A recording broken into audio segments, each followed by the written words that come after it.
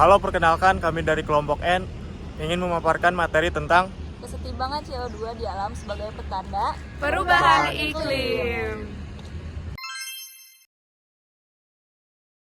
CO2 atau karbon dioksida memiliki peranan penting bagi keberlangsungan kehidupan di bumi. Karbon dioksida sebagai salah satu gas rumah kaca berperan dalam menjaga kestabilan suhu bumi agar tetap hangat dan layak huni.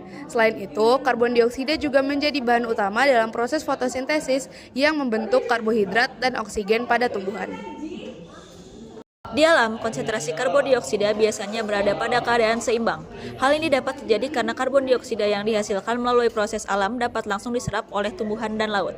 Keseimbangan ini penting untuk dipertahankan demi menjaga kestabilan bumi. Akan tetapi, seiring berjalannya waktu, konsentrasi karbon dioksida mulai mengalami lonjakan akibat kegiatan manusia.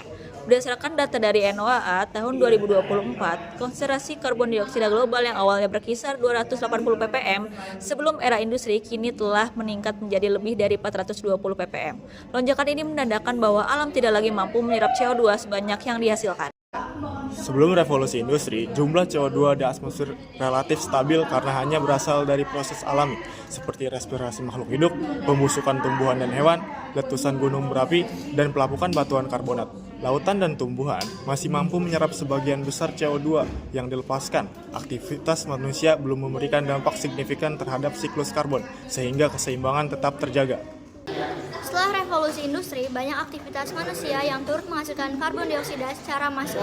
Pembakaran bahan bakar fosil, produksi semen, dan deforestasi meningkatkan jumlah karbon dioksida yang dihasilkan dan mengurangi kapasitas karbon dioksida yang dapat diserap. Sehingga jumlah karbon dioksida yang tersisa di alam mengalami lonjakan dan mengganggu kestabilan di bumi.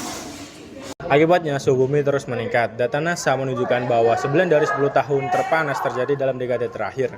CO2 berlebih memicu pemanasan global, perubahan cuaca ekstrim, mencairnya es kutub, dan naiknya permukaan laut. Untuk mengatasinya, kita perlu mengurangi emisi karbon, menanam lebih banyak pohon, dan beralih ke energi terbarukan.